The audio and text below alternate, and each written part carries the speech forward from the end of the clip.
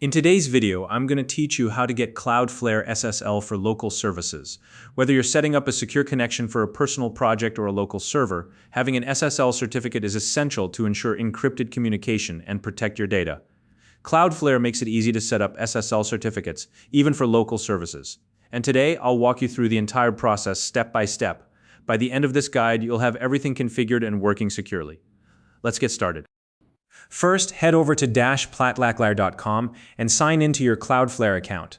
If you're not already using Cloudflare, you'll need to create an account and add your domain to get started. Once logged in, select the domain you want to use for your local service from your list of domains. This will bring you to the management dashboard for that specific domain. Next, locate the SSL TLS section in the menu on the left-hand side of the dashboard. Click on it to open the SSL TLS Settings. Once you're in the SSL TLS section, switch to the tab labeled Origin Server. This is where you'll create the certificate that will be installed on your local server. Now, click the button that says Create Certificate. You'll be presented with a few options for generating your SSL certificate. Choose the option to let Cloudflare generate both the private key and the certificate signing request, CSR, automatically.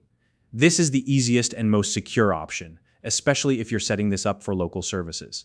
In the host names field, you need to specify the exact domain or subdomain that you'll be using for your local service. For example, if you're setting up a subdomain like local.example.com, make sure to enter that here.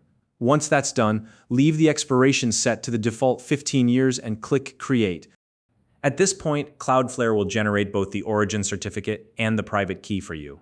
It's important to copy both of these values and save them to your computer in a secure location. You'll need them later to configure your local server. When saving the files, make sure to label them clearly. For instance, you can name them origincert.pem and originkeypem to avoid confusion. Keep these files safe, as they are critical for your SSL configuration. Once you've saved the certificate and key, return to the SSL TLS section and open the overview page. Set the SSL mode to full strict. This ensures that the connection between Cloudflare and your local server is fully encrypted and secure.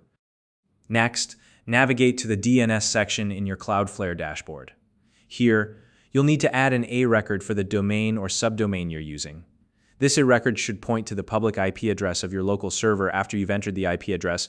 Make sure that the proxy status is enabled. You'll know it's enabled if the cloud icon next to the record is orange. With that done, it's time to install the SSL certificate and private key on your local server. Place the files you saved earlier into your server's SSL directory.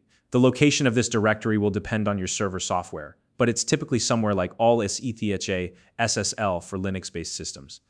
Now, configure your web server to use the SSL certificate and private key.